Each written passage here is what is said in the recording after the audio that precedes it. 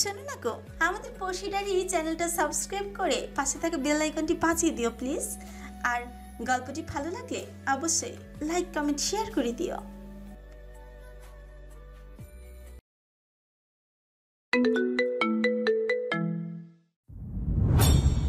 আয়াত্রী পুরো হলুদের অনুষ্ঠান একেবারে জন্য আয়াতের দিকে তাকায়নি। আয়াতকে দেখলে তার যেন মাটির সাথে মিশে যেতে ইচ্ছে করছে। আরাফ নুসাইবাকে সাথে নিয়ে হাঁটছে। নুসাইবাও আরাফকে বেশ হয়রান করিয়ে তবেই ছেড়েছে। আয়াত্রীকে আরাফ প্রশ্ন করল, আপু, নিহালকে আনলে না যে? নিহাল আসলে আমি এতক্ষণ সুস্থ মস্তিষ্কে এখানটা দাঁড়িয়ে থাকতে পারতাম বুঝি? কেন? ও এতক্ষণে আমার বান্ধবীদের নিয়ে পড়তো। এমনিতেই আয়েশাকে পটানোর জন্য দিন রাত পরিশ্রম করেছে বেচারা। সে কি আমার দুই বোনকে দুই ভাই নিয়ে যাবে নাকি? তোর দুই বোনকে তো দুলাভাই নিচ্ছে, এইবার পিচ্চু বোনটাকে আমারই দিয়ে দে, তাহলে ঝামেলার চোখে যায়, সমান বন্টন কায়েম হয়। আয়াত্রী চোখ বড় বড় করে তাকাতে আয়াস গলা খাকারি দিয়ে বলল, না মানে ভাবি বলছিলাম কি, নুসাইবা তো তোমার পকেট, তাই বলো। আয়াত্রীর সাথে নুসাইবা ফিরে কয়দিন পর যখন আমাদের বাসায় যাবে তখনও একই দ্বারা বহাল রাখতে নুসাইবাকে কিন্তু আমার। বাকি কথা না বলে আয়াস মাথা চুলকাতে লাগলো। আরাফ চোখ রাঙাতে আয়াস খেয়াল করলো নুসাইবা আরবের পাশেই দাঁড়িয়ে। আয়াস অপ্রস্তুত ভঙ্গিতে হেসে নুসাইবার হাত ধরে টেনে নিয়ে গেল। তন্ময় তখন সেখানটায় হাজির। ওদের প্রতিক্রিয়া দেখে কুচকে ফেলল। কি হয়েছে আরাফ আয়ু? আমার একটা বোন অলরেডি বড় ভাই কবজা করে ফেলেছে, এখন ছোট্টটাকেও ফ্রি নেওয়ার পয়তারা করছে আয়াস। অতঃপর তাদের দীর্ঘ আলাপ হলো। তন্ময় এক পর্যায়ে বলল, তোর বান্ধবী ওই যে একটু গোলুমোলুটায়? হ্যাঁ তিশা, কি করছে ও? আবার লাগছো? না না, তেমন না। কেমন? ভালো লাগে মেয়েটাকে। ये हुई ना बात। পেছন থেকে আয়াতের কণ্ঠস্বর পেয়ে তন্ময় ধরা পড়ার চোরের মতো হাসপাস করতে লাগলো। আয়াত্রী আর চোখে একবার তাকিয়ে দৃষ্টি ফেরত নিয়ে নিল। আয়াত্রীর লজ্জা পাওয়াটা দারুণ লাগছে। তন্ময়ের কাঁধে হাত রেখে বলল, তারপর বলো আমরা যেন কোথায় ছিলাম? আর ইউ ফিলিং প্রেমে পড়েছে মন, প্রেমে পড়েছে তাই? তন্ময় ঘন ঘন মাথা নাড়ল। ততক্ষণে আরাব আয়াস জড়ো হয়েছে। ঘটনাটা কি জিজ্ঞেস করতে আয়াত বলল। তন্ময় ভাই ইজ ফিলিং সামথিং সামথিং। সবাই হাসি আনন্দ আড্ডায় মেতে উঠল। আয়াত্রী আলগোছে বান্ধবীদের দিকে পা বাড়াল। সবশেষে বরপক্ষ কনেকে হলুদ ছোঁয়া পর্ব শেষ হতেই তাদের যাওয়ার সময় ঘনিয়ে এলো। যাওয়ার আগে আয়েশি আয়াত্রীকে টেনে নিয়ে বলল, হোয়াট হ্যাপেন জান, এত লজ্জাবতী লতা হতে থাকতেছ যে? আই থাম, কি শুরু করলি? আরে তুই যেমন আমার ভাবি তেমনি আমার বেস্টুটাই চাইলে শেয়ার করতে পারিস। আয়েশি দ্রুত যা, সবাই অপেক্ষা করছে। আয়াতের ভরাট কণ্ঠে আয়াত্রী ফটকে গেল। Congratulations baby. আয়েশি ফিসফিসিয়ে কথাটা বলে প্রস্থান করল। আয়াত্রী ইচ্ছে করছে ছুটে পালাতে, কিন্তু তা আর হয়ে উঠল না। পা দুটো যেন অসাড় হয়ে গেছে। আয়াত আয়াত্রীর দিকে এগিয়ে গেল। ফেরি লাইটের আধিপত্য বিস্তার করছে চারিদিকে, তাই আলো আধারের মাঝে বেশ সুন্দর করে ফুটে উঠেছে। আয়াত আয়াত্রীর গালে আলতো করে হাত রেখে বলে উঠল, আমার থেকে পালিয়ে কয়দিন বাঁচবে পাখি? আয়াত্রী প্রতি উত্তর করলো না, বরং কেঁপে উঠল। আবছা আলোয় আয়াতের হয়তো তার দৃষ্টিগোচর হয়নি। আয়াত আয়াত্রীর সাথে মাথা ঠেকিয়ে বলল, যাচ্ছি বউ, চেঞ্জ করে শুয়ে পড়বে, রাত জাগবে না ওকে? আয়াত্রী মাথা নাড়াতে আয়াত হেসে প্রস্থান করলো। আয়াত্রী আজকে একটু দেরি করেনি, বেশ দ্রুত তৈরি হয়ে গেছে। শাড়ি পরে সাথে হিজাব পরেছে, এক্সট্রা ওড়নাটা আস্তে পিস্তে জড়িয়ে নিল। আয়াত এসেই আয়াত্রীকে খুঁজে বের করলো। তারা একটু নির্জন স্থানে দাঁড়িয়ে। আয়াত আয়াত্রীর নাক টেনে দিয়ে বলল, কিউট লাগছে, সাজলাম না যে? যখন একা আপনার সাথে থাকবো তখন সাজবো। চুপ করে আয়াত্রীর কপালে চুমু খেয়ে নিল। হাতে থাকা ফুলে চমৎকার ক্রাউনটা আয়াত্রীর মাথায় পুরিয়ে দিয়ে বলল, লেডিস সাইডেই থাকবে কেমন? ওই দিকটা ছেলেদের, ওদিকে যাওয়ার প্রয়োজন নেই। আয়াত্রী মাথা নাড়ালো। আয়াত আয়াত্রীর মাথায় হাত রেখে কিছুক্ষণ মুগ্ধ দৃষ্টিতে তাকিয়ে রইল। আয়াত্রী ফ্রু কুচকে ফেলতেই আয়াত নড়ে চড়ে দাঁড়ালো। ফোন বের করে বলল, ওয়েট, তোমার কয়েকটা ফটো তুলে রাখি। আয়াত আয়াত্রীর পার্সোনাল ক্যামেরাম্যান বনে গেল। আয়াত্রীকে ছবি তুলে দিচ্ছিল। তখনই আয়েশির আবির্ভাব হলো। ছবি তোলায় সেও আয়াত্রীর সাথে যোগ দিল। কিছুক্ষণ পর স্থান বদলে আয়াতকে দাঁড় করিয়ে দিল। ছবি তোলার কথা বলে তারা রাজি হয়। আয়েশি লেগে গেল ছবি তোলার কাজে। আয়াতের বুকে আয়াত্রীর হাত রেখে ছবি তুলল। আয়েশি বিরক্তি নিয়ে বলল, আয়াত্রীর হাত চেপে ধরতে আয়াস তাই করল। সরি। আয়াত্রীর হাত চেপে ধরতে আয়াত তাই করল। এই সম্পূর্ণ ঘটনাটা দূর থেকে দেখলো আয়াতের মা তাহেরা বেগম। তিনি আয়াত্রীকে চিনতে প্রথমে বেশ বেগ পেতে হলো। কিছুক্ষণ পর ভালোই চিনতে পারলো এই মেয়েটা আয়েশির বান্ধবী। আয়াতকে মেয়েটার সাথে এত ঘনিষ্ঠ দেখে তিনি কিছুটা অবাক হলেন। ব্যাপারটা এমন নয় যে আয়াত্রীকে তার পছন্দ নয়, বরং আয়াত্রী তার ভীষণ পছন্দের। তিনি অবাক হয়েছেন এই জন্য যে আয়াত মূলত এইসব সম্পর্ক পছন্দ করে না, এসবে বিশ্বাসীও না। বিয়ের আগে কোনো সম্পর্কে জড়াবে না বলেই ঠিক করে রেখেছিল। হঠাৎ তাহেরা বেগম ভাবলেন হয়তো মন বদলেছে। তাছাড়া ভালোবাসা এমন এক অনুভূতি কখন কার কাছে ধরা দেয় তার ঠিক নেই। তবে এখন ভালো বুঝতে পারছেন ছেলের হুট করে গ্রামে আসার কারণ। দিন নাই রাত নাই, ইচ্ছে হলে উধাও কোথায় সে গ্রামের বাড়ি। তবে যাই হোক, ছেলের জন্য সুশীল পাত্রী পেয়েছে এতদিনে তিনি ঢের খুশি। আয়াতের বিয়ের জন্য কতটা কাঠখড় পোড়াতে হবে তা ভেবে তিনি এতদিন দীর্ঘশ্বাস ফেলেছিলেন। এখন আর দেরি নয়।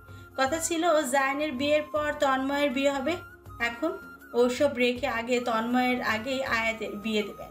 অতঃপর ছেলের বউ নিয়ে সুখে শান্তিতে বসবাস করবেন। কয়দিন পর নাতি নাতনি আসবে, আর কি চাই। এরই মধ্যে তন্ময় এসে সাথে আরাব, আয়াস, নুসাইবাকেও দেখা গেল। তারা একসাথে কিছু গ্রুপ ফটো নিল। কিছুক্ষণ পর আয়াত্রীর বান্ধবীদেরও দেখা গেল। আয়াত তন্ময়ের দিকে ঝুঁকে বলল, কি ব্যাপার বলেন তো মিস্টার রোমিও, মুখটা শুকনো শুকনো লাগছে কেন? আরে দূর। তুই কি সিরিয়াস তন্ময়? মেয়েটাকে ভালো লেগেছে। শুধু ভালো লাগলে হবে না, ফাইনাল কিছু বল। আমি বিয়ের বন্দোবস্ত করে ফেলছি। ভালো লাগে, একসাথে থাকলে এমনিতেই ভালোবাসা হয়ে যাবে। তোর নিশ্চিত থাকতে হবে ব্যাপারটা। ভালো লাগা অদ্ভুত জিনিস। কিছু কিছু ক্ষেত্রে ভালো লাগা থেকে ভালোবাসা হয়, কিছু ক্ষেত্রে ভালোবাসা থেকে ভালো লাগা হয়। এখন তুই অনিশ্চিতভাবে সম্পর্কে জড়িয়ে যাবি। তোর চিন্তা ভাবনা হচ্ছে বিয়ের পর ভালো লাগা থেকে সম্পর্কের উন্নতি হবে। তাহলে তো হচ্ছে না। দেখা গেল তোর অন্য কাউকে ভালো লাগতে শুরু করেছে। যেহেতু এই সম্পর্কে এখনো তুই ভালোবাসার বন্ধনে আবদ্ধ না, তাই খুব সহজেই ছাড়তে পারবি। ভালোবাসা কি না জানি না, তবে আমি তাকে চাই। এই চাওয়াটা কতদিনের? ফরএভার। আয়াত হাসল। কিছু একটা তন্ময়কে ইশারা করলে বিনিময়ে তন্ময় হাসল। আয়াত্রী এই পর্যন্ত সম্পূর্ণ কথাই শুনেছে, তার আর কিছু বুঝতে বাকি নেই। তবু আয়াতকে মিনমিনে এই কণ্ঠে বলল, আপনি সবাইকে কেন বিয়ে দিতে যাচ্ছেন? আয়াত মুহূর্তেই মুখের আদব বদলে ফেলল। সম্মোহিত কণ্ঠে বলল, আচ্ছা, এমন একটা মিষ্টি বউ থাকলে সবাই বুঝবে বিয়ে কতটা বরকতময় এবং নিয়ামতের। বলে তিশার দিকে তাকিয়ে বলল, টিসু ভাইয়া আমাকে একটা হেল্প করবে? কি হেল্প ভাইয়া, বলুন, চেষ্টা করব। তিশার কথায় আয়াত সন্তুষ্ট হলো। সামনের জায়গাটুকুতে তিশা তন্ময়কে দাঁড় করিয়ে বলল, তোমরা দুইজন পাহারাদার দেখবে যে দুই পরিবারের কেউ সামনাসামনি হচ্ছে কিনা। তিশা এই মহান দায়িত্বে আটকে গেছে। পাশে তন্ময়, তার হাসপাস লাগছে। তন্ময় ব্যাপারটা বুঝতে পারল। শেষ শুরুতে বেশ নমনীয় কথাবার্তা বলল। এতে তাদের কথোপকথন বেশ সহজ গতিতেই এগোতে লাগলো। নিরুপমা সপরিবারে এসেছে মাত্রই। আয়াত্রী আর নুসাইবাকে খুঁজে বের করতে প্রথমে বেশ বেগ পেতে হলো। নিহাল কোনো এক ফাঁক ফোকর দিয়ে দেখছে, তাই তাদের দিকে ছুটে এলো। আয়াত তখন সবার ফটোগ্রাফার বনে গেছে। আয়াত্রী আর তার সকল বান্ধবীদের ছবি তুলে দিচ্ছে। নিরুপমা আর তাশরিফ দুজনে এগিয়ে এলো। আয়াত হেসে তাদের সম্ভাষণ জানালো। তাশরিফ সাহেব মৃদু হাসলেন। আয়াত বলল, আমি আপাতত ফটোগ্রাফার উপাধি লাভ করেছি, আপনারা আসুন না, আপনাদের একটা ফ্যামিলি ফটো তুলে দিই। নিরুপমা সম্মতি দিলেন। ছেলেটাকে তার দারুণ লাগে। তার নির্মল হাসি দেখলে স্মৃতিপটে কত শত কথা কি দেয়। আয়াত সুন্দর একটা ছবি তুলল। সময়টাকে দীর্ঘায়িত করতে এমন একটা ভঙ্গিতে ফুটিয়ে তুলো যেন ছবিগুলো একটু সুন্দর হয়নি। এ দৃশ্য দূর থেকে দেখলো তাহেরা। শরীর যেন তার বিদ্যুতের ঝটকা খেলো। এইদিকে তাহেরা বেগমকে খুঁজতে এসে আজাদ, আশরাফ, নীলি, এক কথায় সম্পূর্ণ পরিবার এই দিকটায় চলে এসেছে। তাদের দেখে রাখার জন্য যারা দায়িত্ব ছিল, তিশা, তন্ময়, তারা এখন নতুন পৃথিবীতে প্রেমের সমুদ্রে কুল হারিয়েছে। অনেকগুলো বছর পর যখন সেই মানুষগুলোকে আকস্মিক দেখা যায়, তখন সেই অনুভূতি অসংজ্ঞায়িত। আশরাফের মনে হচ্ছে তার দেহ বুঝি ক্রমশ হিম হয়ে আসছে। ওই তো নিরুপমা, তার নিরু, যাকে এতটা বছর হন্য হয়ে খুঁজেছিল, ওই তো সে। হাসছে, কথা বলছে, তার পাশের ব্যক্তি। সে যে অচেনা কেউ নয়। তবে কে হারিয়েছে? তাহেরা। সেই এক ছুটে নিরুপমাকে জড়িয়ে ধরেছে। সব কিছুর আকস্মিকতা হতভম্ব হয়ে গেছে আয়াত। আয়াত্রী তার অবস্থানকৃত স্থান থেকে ছিটকে পড়েছে। বুবু, এতদিন কোথায় ছিলে বলো? তোমায় কত খুঁজেছি জানো? এত পাষাণ কি করে হলে? এতটুকু পর্যন্ত ও সবটাই ঠিক ছিল। আয়াত আয়াত্রীকে সরিয়ে সবটা সামলে নেওয়ার প্রস্তুতি নিয়েছে। তন্ময়ের এতক্ষণে হুঁশ ফিরেছে। সে বজ্রহাতের ন্যায় তাকিয়ে আছে। তাহেরা মুখ তুলে তাকালেন। আয়াতের সবটা সামলে নেওয়ার পরিস্থিতি একেবারেই ভেস্তে দিয়ে আয়াতকে টেনে এনে বলল, বুবু দেখো, তোমার নিদ্র কতটা বড় হয়ে গিয়েছে। একবার দেখো, এই তো আয়েশি, তাকে তো না দেখেই চলে এসেছিলে। নিরুপমা বিমূঢ় হয়ে রইল। তার মস্তিষ্ক শূন্য লাগছে। এত বছর পর প্রিয় মুখগুলো দেখেও তাদের আগলে নিতে পারছে না। তাকে ব্রাশ করছে হারানোর ভয়। সে চোরা চোখে একটি মুখ খুঁজল। খুব বেশি খুঁজতে হলো না, সে চলে এলো নিরুপমা। আয়াত্রীকে টেনে নিয়ে বলল, আয়ু, চল মা, এখানে আর একটা মুহূর্তও নয়। আশরাফ মরুভূমির ন্যায় তৃষ্ণার্ত বুকে জলের ছোঁয়া পেল যেন। পিতৃ হৃদয় স্পষ্ট স্বরে বলে উঠল, আয়ত্রী মা, আমার মেয়ে, আমার মেয়ে। এরপর হৃদয় নিংড়ানো বাক্য, কি কোনো সন্তান উপেক্ষা করতে পারে? কিন্তু যখন সে পিতা তার না হওয়া পিতা হয়, তখন তার হিসেব ভিন্ন। এই এত সময় যাবৎ নীরব দর্শকের ভূমিকা পালন করেছিল তশরিফ। সে এবারে হুঙ্কার দিয়ে বলা, আমার মেয়ের কাছ থেকে দূরে থাকুন। আয়ত্রী, তোমাকে আমি আমার সাথে আসতে বলেছি। আর এই পরিবারের সাথে তোমার যেভাবেই পরিচয় হোক না কেন, আজ থেকে তা ছিন্ন। আয়ত্রী কেঁদে ফেলল। মিথিলা আয়ত্রীকে সান্ত্বনা দিচ্ছে। নুসাইবা, নিহাল কিছুই বুঝতে পারছে না। আরাফ, আয়েশের সম্পূর্ণ ঘটনাই বোধগম্য হয়েছে। আয়েশির বুঝতে একটু বেগ পেতে হচ্ছে। আয়ত্রীর বান্ধবীদের অবস্থা খুব একটা ভালো না। তারা আল্লাহর নাম জপ করছে সবকিছু ঠিক হয়ে যাক এই জন্য, কিন্তু কিছুই ঠিক হলো না। নিরুপমার এরূপ কঠিন বাক্য বলে আয়ত্রীকে নিয়ে যেতে চাইতে আয়াত এগিয়ে এলো। যে মানুষটার সামনে সে দাঁড়িয়েছে, সেই মানুষটা তার দুর্বলতা। সে সর্বদা স্পষ্টভাষী হলেও আজ তার কথা জড়িয়ে আসতে শুরু করলো। জনক কণ্ঠে বলল, একজনের দোষে তুমি আমাদের সবাইকে পর করে দিবে বড় মা? প্রিয় স্মৃতি, প্রিয় মুখ, প্রিয় ডাক, এসব বরাবরই মানুষের দুর্বলতা। নিরুপমা তার ব্যতিক্রম নয়। বহু বছর পর তার নিদ্রের মুখে বড় মা ডাকটা শুনে যেন হারিয়ে গেল। কত বড় হয়ে গেছে ছেলেটা, কত সুন্দর করে কথা বলতে পারে, মুখের আদল কিছুটা মিলে। এই জন্যই কি আয়াতকে আগে দেখলেই এমন লাগতো? একটা টান অনুভব করতো নিরুপমা। নিজেকে সামলে নিল। আবেগী হওয়া তাকে মানায় না। এত বছর তিলে তিলে গড়ে তোলা সব এক মুহূর্তে ভেঙে যেতে দিবে না সে। তাই কঠিন গলায় বললাম, তোমার সাথে আমার ভালোবাসা সবসময় আছে বাবা, তবে এখন আর আমাদের সম্পর্ক আগের মতো স্বাভাবিক হওয়ার সুযোগ নেই। বুঝতেই তো পারছো, আমি চাই না আমার মেয়ের উপর কালো ছায়া পড়ুক। তোমরা ওর উপর অধিকার নিয়ে এসো না, আমি কঠিন হতে বাধ্য হব। তার উপর আমার অধিকার বরাবরই বেশি। আসলে কি বলতো, ওর জন্মের আগেই সে অধিকার আরোপ করে রেখেছিলাম। তাতেও তুমি সায় দিয়েছিলে, তাই না বড় মা? নিরুপমা হাসলেন। তিনি খেয়াল করলো যে এই ছেলেটার সাথে কিছুতেই কড়া করে কথা বলতে পারছে না মনে হচ্ছে। এই বলছি ঠোঁট উল্টে কেঁদে ফেলল। অভিমানে ফের তাকাতে জড়িয়ে ধরল। যথেষ্ট নরম স্বরে বলল, অতীতের কথা ভেবে লাভ আছে বাবা? আমরা তো কত কিছুই বলেছিলাম, এখন পরিস্থিতি ভিন্ন। বলা কথা কোনো কিছুতেই সম্ভব নয়। আজ চমৎকার হাসলো। সে জানে তার এই হাসির ভীষণ তোয়াক্কা করে সামনে থাকে রমণী। গলার স্বর খাদে নামিয়ে বলা, কিন্তু দেখো, ভাগ্য তা সম্ভব করে দিয়েছে। অদ্ভুত না? যাই হোক, তুমি আয়ত্রীকে আমার থেকে আলাদা করতে পারবে না। বললে আমি ওই লোকের থেকে আমার পরিবার আলাদা করে ফেলবো। এবার আর তোমাকে হারাতে দেব না। আয়ত্রীকে তো প্রশ্নই ওঠে না, বরঞ্চ সে অধিকার আমার আছে। কোন অধিকারে কথা বলছো বাবা?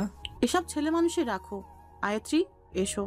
এক টানে আয়ত্রীকে নিজের পাশে দাঁড় করলো, শক্ত করে আয়ত্রীকে। আয়ত্রীর হাত ধরে বলা, পারবে না নিয়ে যেতে, because she is my legal wife, Mrs আয়াত। কথাটা বিস্ফোরণের মতো ছিল। সবাই অবিশ্বাস্য দৃষ্টিতে তাকিয়ে। এরই মাঝে আশরাফ পেয়ে বসলো আয়ত্রীর মাথা, হাত রেখে অবিশ্রান্ত বকতে লাগলো, মা, আমার মা। যথেষ্ট হয়েছে আয়ত্রী, আমি শুধু একবারই জানতে চাইবো, তুমি কি মায়ের সাথে যাবে? আয়ত্রী মাথা নড়তেই নিরুপমা তাকে হাত ধরতে টেনে নিয়ে যেতে লাগলো। আয়াত অবিশ্বাস্য দৃষ্টিতে তাকিয়ে আছে। আয়ত্রী অসহায় দৃষ্টিতে তাকিয়ে বোঝালো যে মা তার জন্য এক ত্যাগ তিক্ষিত সহ্য করেছে। যে মা তার জন্য এত ত্যাগ তিতিক্ষা সহ্য করেছে, তাকে ছেড়ে যাওয়ার সাধ্যই তার নেই। আয়াতের হাতের বন্ধন শক্ত ছিন্ন করে আয়ত্রী ক্রমশ এগিয়ে যেতে লাগলো। আয়ত্রীর জলে টইটুম্বুর আঁখি মেলে আয়াতের দিকে তাকিয়ে রইল। আয়াত সহ্য করতে পারল না সে দৃষ্টি। কথা ছিলই সুন্দর আঁখিদ্বয় প্রেমের ধারা বয়ে যাবে, বিরহ নয়। আয়াতের হাত খালি হয়ে গেল, বুকখানা ধক করে উঠল। হারিয়ে ফেলেছে, সত্যি তাই। এখনো বিশ্বাস হচ্ছে না তার কষ্ট হচ্ছে না, শুধু একটু হাসপাস লাগছে, অথচ বুকের মধ্যে দহন যন্ত্রণা অনুভব করার কথা ছিল। তবে হচ্ছে না কেন? মনের মাঝে একটু নিভু নিভু আসার প্রদীপ জ্বলেই বলেই, যেখানে টিমটিমে আলোর আশা জোগাচ্ছে প্রেয়সী, তাকে ছাড়া কখনো থাকতে পারবে না, ঘুরে ফিরে তার কাছে ছুটে আসবে। কিন্তু একশত ভাবনার জাল ছিঁড়ে আয়াত্রী চলে গেল আয়াতের কাছ থেকে। বাকি সবগুলো প্রাণ হতবম্ব, তাতে নেই প্রাণের সঞ্চার। জায়ানের বিয়ের কার্য সম্পূর্ণ হলো থমথমে পরিবেশে। ছোট্টখাটো একটা জটলা পাকিয়েছিল ঘটনা কেন্দ্র করে। মিথিলা তার বাবাকে বলে ঘটনা ক্লিয়ার করে নিতেই ঝামেলা ছুকে গেল। তন্ময় আয়াতের কাঁধে হাত রাখতে আয়াত বিধ্বস্ত হয়ে তার কাঁধে মাথা রাখলো। তন্ময়ের নিজেকে অপরাধী মনে হচ্ছে, বহু কষ্টে আওড়ালো, আয়ু, তোকে যারা থাকতে পারবে না দেখিস। কিন্তু বড় মা, তাকে কে মানাবে? তার বাসার সামনে গিয়ে পড়ে থাকবি, এমনিতেই মেনে নেবে। তোর দেখে কেমন মায়া মায়া নিয়ে তাকাচ্ছিল, তোকে এখনো আগের মতো মায়া করে বড় হবে। এত সহজে মানবে না। তারপর বেশি কিছু সময় কেউ কোনো কথা বললো না। আয়াত তন্ময়ের দিকে জেকে বসলো। এরপর বুক ফুঁড়ে বেরিয়ে এলো অগণিত দীর্ঘশ্বাস। আয়াত্রী, নিরুপমা আর তাসরিফের সামনে বসে আছে। নিরুপমা বলল, আমাকে কথা দাও, তুমি আর আয়াতের সাথে যোগাযোগ করবে না। কথা দিব? হ্যাঁ। দিলেই সব সমস্যার সমাধান হবে? হয়তো। বেশ, তবে কথা দিলাম। নিরুপমা দমে গেলেন না, বরং শক্ত মুখে আয়াত্রীকে বলল, আমি চাই না নিদ্রের সাথে তুমি কোনো যোগাযোগ করো। তার আগে আমাকে বলো যে তোমাদের বিয়ের ব্যাপারটা আসলে কতটুকু সত্যি। আয়াত্রী তপ্ত শ্বাস ফেলে সম্পূর্ণ ঘটনা বর্ণনা করলো। আয়াতের সাথে অপরিচিত হয়েও পরিচিতদের মতো দেখা হয়ে যাওয়া, প্রথমে বিধে যাওয়া ঝগড়া, সেদিনে সেই ঝগড়া ঝঞ্ঝাপূর্ণ বিকেল, বখাটেদের কাছ থেকে নিজেকে বাঁচাতে আশ্রয় খোঁজে আয়াতের কাছে যাওয়া, দুর্ঘটনাস্বরূপ বিয়ে, সবটা। পুরোটা ঘটনা শুনে নিরুপমার মুখের আদল বদলেছে একটুখানি, মুখের কাঠিন্য ভাবটা দূর হয়ে গেছে। তবে তাসরিফ সাহেব মুখখানা আর বেশ থমথমে। মেয়েটি এমন একটা দুর্যোগের মধ্যে দিয়ে গেল, অথচ তারা টেরও পেল না। নিরুপমা সেসবের দিকে মাথা না ঘামিয়ে বলেন, আজকের ঘটনা ভুলে যাও। ওই পরিবারের সাথে তুমি কখনো কোনো সম্পর্ক রাখবে না। আর যা শুনেছো এর সবটাই একটা ভ্রম।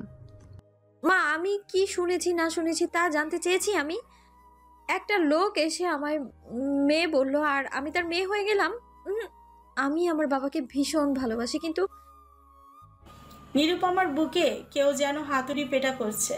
আয়ত্রী স্বাভাবিক কথায় মনে হচ্ছে সবটা সে অবগত, তবে এই কিন্তুতে সে এসে যেন সম্পূর্ণ পরিবেশ রুদ্ধদ্বার অবধি নেমে গেছে। সে কাঁপা কাঁপা গলায় শোধালো, কিন্তু কি? মা, ওনাকে শুধু শুধু ভুল বুঝছেন না। এতটা কাঠিন্যতা অবলম্বন করা কি উচিত ছিল? স্বামীর নামে সাফাই গাইছো? গাওয়াটাই কি স্বাভাবিক না মা? বাবার জন্য হলে কি গাইতাম না? নিরুপমার মুখের ভাষা হারিয়ে ফেলেছে ক্রমশ। জেদ ধরার কারণও যেন হালকা হয়ে আসছে, জেদ বজায় রাখার কারণগুলো ক্ষীণ হয়ে আসছে। তবুও মানতে নারাজ মন তাকে বারবার হারানোর ভয় দেখিয়ে কাবু করছে। তাই কাট কাট গলায় জবাব দিল, তোমার জন্য কোনটা ভালো তার সিদ্ধান্ত আমি নিব, তোমার কাছ থেকে জানতে চাইবো না। আমি তোমায় বিশ্বাস করলাম তাই ফোন কেড়ে নেওয়ার নজরদারিতে রাখা আপাতত করছি না। তবে বলে দিচ্ছি, সন্দিহান কিছু দেখলে আমি তোমায় এক চুল পরিমাণ ছাড় দিব না। বলে এক মুহূর্ত দাঁড়ালো না, গটগট পায়ে হেঁটে চলে গেল। তাসরিফ আয়াত্রীর দিকে অসহায় দৃষ্টিতে তাকিয়ে রইল। আয়াত্রীও ঝটপট সেখান থেকে উঠে চলে এসেছে। মাকে কথা দিতে তার একবার বুক কাঁপে না। কথায় আছে না, মনে যদি দুষ্ট বুদ্ধি থাকে তখন নৈতিকতায় হৃৎপিণ্ডে ঝড় উঠে না, তেমনি আয়াত্রীও মনে ধরে কাছেও আনেনি যে সে আয়াতের সাথে যোগাযোগ বন্ধ করবে। এতদিন তাদের লুকোচুরি প্রেম ছিল, তা এখনো থাকবে। এখানে ভুল কিছুই দেখছে না সে, আর দেখলো আপাতত তা বুঝতে চাইছে না, যেমনটা করেছে তার মা। তবে আয়াত্রী এইটুকুতে আশ্বস্ত হলো যে অনৈতিক কিছু করছে না সে। যার কথা উঠেছে সে তার ব্যক্তিগত মানুষ, তাকে সে পবিত্র বন্ধনের মাধ্যমে পেয়েছে। আয়াত্রী আয়াতকে কল দিতে গিয়ে থমকে গেল। জনসম্মুখে আয়াতকে এক প্রকার প্রত্যাখ্যান করেছে সে। আয়াত এখন তাকে মানবে, কথা বলতে চাইবে? রাজ্যের সব জড়তা আয়াত্রীকে ঘিরে ধরল। কি করবে বা কি করা উচিত তা বুঝে উঠতে পারল না বেচারি। শুধু মুঠোফোন হাতেই দাঁড়িয়ে রইল, সিদ্ধান্তহীনতায় ভুগছে সে। ব্যাপারটা নিঃসন্দেহে জঘন্যতম একটা ব্যাপার। চোখ বন্ধ করে বেশ কিছু সময় নিয়ে আয়াত্রী নিজেকে স্থির করল।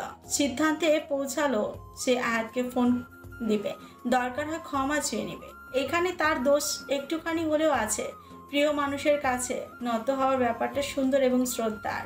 এর মানে এই নয় যে নিজের সম্মান কমে গেল, বরং অপর পক্ষের মানুষটির হৃদয় তার প্রতি শ্রদ্ধায় পরিপূর্ণ হয়ে ওঠে। আয়াত্রী ঝটপট আয়াতের নাম্বার ডায়াল করলো। মুহূর্তের মাঝেই ফোন রিসিভ হলো। অপর পাশের মানুষটিকে কিছু বলার সুযোগ না দিয়েই বলতে লাগলো, আপনি আমার উপর ভীষণ রেগে আছেন বুঝি? বিশ্বাস করুন, আমি ইচ্ছে করে করিনি। আমি ওই মুহূর্তে অপারগ ছিলাম। এইটুকু বলেই থামলো সে। অতঃপর বাকি কথাগুলো উগরে দেওয়ার জন্য দম সঞ্চয় করলো। আয়াত বিরক্তিতে চ উচ্চারণ করতে আয়াত্রী থমকে গেল। সকল সঞ্চয় নিমিষে উদা হয়ে গেল। সে যেন ভাষা জ্ঞানের অভাব বোধ করছে। বুকের মাঝে ধপ করে উঠল। এই বুঝি মানুষটা কোনো কঠিন কথা শুনিয়ে ফেল। কিন্তু আয়াত্রীর হৃদয় সমুদ্রের ঢেউ সম্পূর্ণরূপে শান্ত করে আয়াত নমনীয় কণ্ঠে শুধাল, বাইরে এসো, অপেক্ষা করছি। না বলো না, ভীষণ কষ্টে দেয়াল টপকেছি, হাত পা ছিলে গেছে। আয়াত্রী এক মুহূর্ত দেরি করলো না, ফোন রেখে অ্যান্টিসেপটিক আর তুলো নিয়ে ফোদর লাগালো যেন। আগে বাবা মায়ের রুমের কাছে গিয়ে পরিস্থিতি বোঝার চেষ্টা করলো। মা নিশ্চয়ই স্লিপিং পিল নিয়েছে। বেশি চিন্তিত থাকলে এমনটাই করে, তা না হলে তার ঘুম আসে না। আয়াত্রী সতর্কতার সহিত দরজা খুলে বাইরে বেরিয়ে গেল। বাড়ির চারপাশে দেয়াল টানা সংলগ্ন একটা মাঝারি সাইজের পুকুরের সামনে উঠান রয়েছে। উঠানে কিছু আম কাঁঠালের গাছ, আরো কিছু গাছপালাও রয়েছে। ঘরের বাড়ির প্রবেশদ্বারে সারি সারি ফুল গাছ। এছাড়াও পুরো বাড়ির আঙিনা জুড়ে আয়াত্রী সুষম আকারে ও স্থানে ফুল গাছ লাগিয়েছে। একপাশে প্রকাণ্ড হিজল গাছ, তার নিচে আয়াত্রী লোহার দোলনা। আয়াত নির্লিপ্ত ভঙ্গিতে বসে আছে। আয়াত্রী দ্রুত আয়াতের কাছে ছুটে গেল। ফ্ল্যাশলাইট চালান প্লিজ। কোথায় ব্যথা পেয়েছেন দেখি আমি। কি দরকার ছিল এসব করার? আমার কথা কি কখনোই শুনবেন না আপনি? একদম পাক্কা গিন্নি হয়ে গেছো দেখছি। গিন্নি তো। আয়াত হেসে আয়াত্রীকে জড়িয়ে ধরল। আয়াত্রী বকাঝকা শুরু করলো ঠিক হয়ে বসতে, কাটা জায়গা দেখাতে বলল। আয়াত অনুযোগে শুরু করলো, শান্ত হয়ে বসো তো, জড়িয়ে ধরেছিলাম তাই এমন করবে? আচ্ছা আগে ওষুধটা লাগিয়ে দিই, তারপর যতক্ষণ ইচ্ছা জড়িয়ে ধরে থাকবেন। আয়াত সোজা হয়ে বসলো। আয়াত্রী ক্ষতস্থানে তুলো চেপে ধরতে আয়াত দাঁতের দাঁত চেপে জ্বালা সহ্য করে নিল। আয়াত্রী বারবার আয়াতকে বকা দিতে লাগলো, জানালো সামনের দিকে এমন ঘটনা ঘটালে তার আর কথাই বলবে না। অ্যান্টিসেপটিক লাগানোর কিছুক্ষণ পর দুজনেই বসে রইল, কোনো প্রকার কথাবার্তা বললো না। আয়াত্রী ভীষণ খারাপ লাগছে। অন্য সময় সদর দরজায় শুধু সিটকানি লাগানো থাকে, কিন্তু আজকে তার বাবা কি মনে করে তালা ঝুলিয়ে দিয়েছে, ফলস্বরূপ এই ঘটনা ঘটেছে। আয়াতের হয়তো দেয়াল টপকানোর একটা হয়তো সম্পূর্ণ নতুন অভিজ্ঞতা। কিছুক্ষণের মাঝে আকাশ কালো করে মেঘ জমা হলো, চাঁদ ঢেকে গেল সম্পূর্ণ মেঘে, ঝড়ো হাওয়া বইতে শুরু করলো। হয়তো কিছুক্ষণের মাঝে বিদ্যুৎও চমকানো শুরু হবে। আয়াত উঠে দাঁড়ালো, হাঁচকা টানে আয়াত্রীকে নিজের কাছে নিয়ে এলো, সামনের দিকে তার দুটো হাত মুষ্টিবদ্ধ। আয়াত আলতো হাতে আয়াত্রীর খোপা খুলে দিল। আয়ত্রী, শাড়ি খুলোনি এখনো? না, সময় পাইনি, বোধহয় বড় মা কিছু বলেনি? খেয়াল করেনি।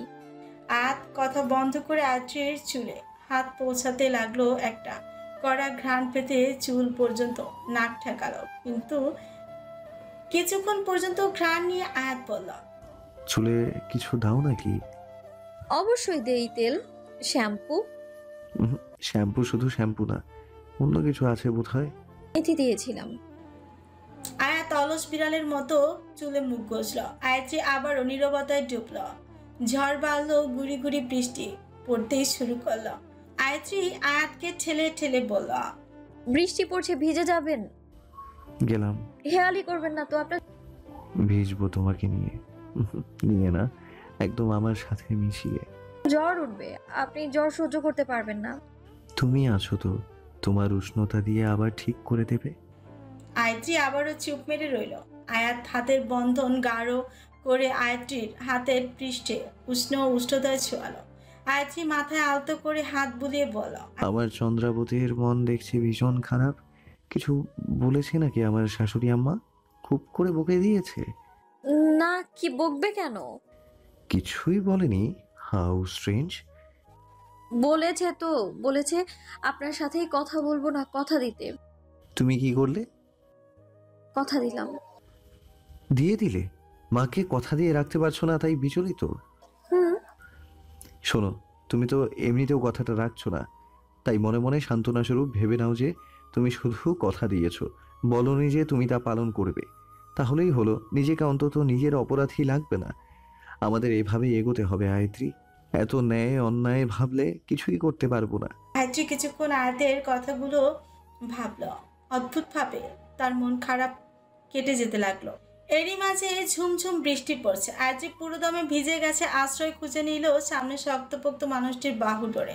ইতস্তত করে বল, আপনি এত দুষ্ট কথা কোত্থেকে শিখেছেন বলেন তো? তোমার মা ওরফে আমার শাশুড়ির কাছে থেকে, ছোট্টবেলায় শিখিয়েছিল। জায়ান ভাইয়ের কি খবর? ওনার বিয়েটাই মাটি হলো, বেচারা। দুলা ভাই বলবে আয়ত্রী। আপনি এখনো আগের কথা ধরে আছেন? আয়াত নিশ্চুপ রইল, এই ব্যাপারে কিছু বলতে চায় না সে। বিবাহিত হয়েও বিয়ে ঠিক হওয়াতেও আয়াত্রী যেমন মরতে বসেছিল, তেমনি নিজেও জীবিত থেকে বইয়ের বিয়ের কথা শুনে মরার চেয়েও কম কিছু করতে ইচ্ছে হয়নি তার। নেহাতি জায়ান তার বন্ধু মানুষ। আয়াত কথার মোড় ঘুরিয়ে বলল, বেচারা কাকে বলছো? এত ঝামেলা করে বিয়ে করলো, আমার পরে বিয়ে করে এখন সে বিন্দাস বাসর ঘরে অবস্থান করছে, আর আমি বেচারাকে কি তোমার চোখে পড়ে না? আমাকে বেচারা বলো। আপনি কি বলতে চাইছেন? কি বলবো? আমার মতো মিসকিন মানুষ কি বলবে, যার ঘরে বউ থাকতেও কোলবালিশ নিয়ে ঘুরতে হয়? ছি, আপনি দিনকে দিন ছোটকাটা হয়ে যাচ্ছেন। আমি কি মাইক দিয়ে অ্যানাউন্স করছি? তা কেন করবেন? তাহলে আমি শুধু তোমাকে বলছি, আর বউদের সামনে এমন ঠোঁটকাটা হওয়াই লাগে, তা না হলে সংসার টিকে না। বউ সারা জীবন আফসোস করবে আর রোমান্টিক বলে অন্য কিছুর প্রতিও আঙ্গুল তুলতে পারে।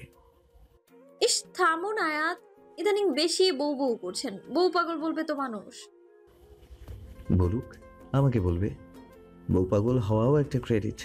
এমন মিষ্টি একটা বউ থাকলে সবাই পাগল হবে, জানো তুমি।